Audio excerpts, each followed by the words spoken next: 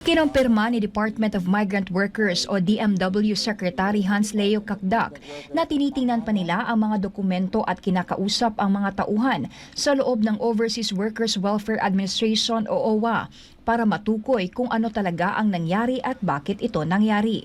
Nais nilang linawin ang mga detalye bago sila magbigay ng pinal na pahayag kaugnay sa pag-alis ni Arnel Ignacio bilang OWA Chief. Una nang kinumpirma ni Malacanang Press Officer Claire Castro na posibleng masampahan ng kaso si Ignacio kaugnay ng 1.4 billion pesos land deal, bagay na naging dahilan ng kanyang agarang pagtanggal sa pwesto.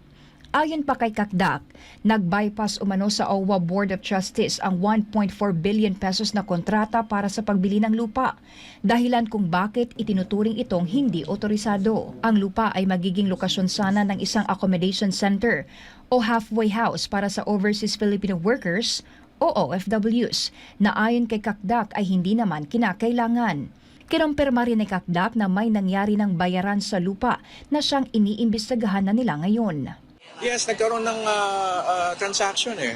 There was a deed of absolute sale and payments were made. So paano nakalusot yun?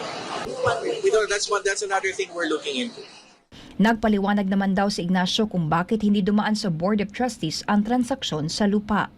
Meron na siyang paliwanag sa aming discussion sa board kasi tinalakay na rin ito sa board. But siguro I will save that for the proper time na pagka may mga conclusions na tayong nakita kasi sinusuri din natin yung kanyang mga dahilan. But of course, sa pananaw ko ay kulang yung mga dahilan na yon, kaya nag-report na ako kay Presidente.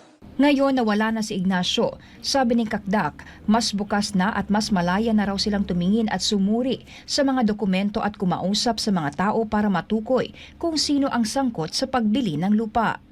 Bukod kay Ignacio, wala pa naman anyang mga tauhan ng OWA ang natanggal o nasuspende dahil sa hindi otorisadong transaksyon.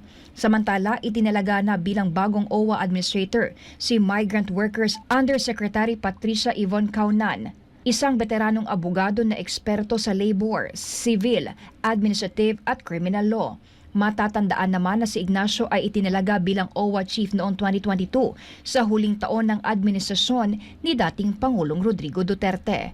Para sa Diyos at Pilipinas kumahal, Carla Abellana, SMNI News.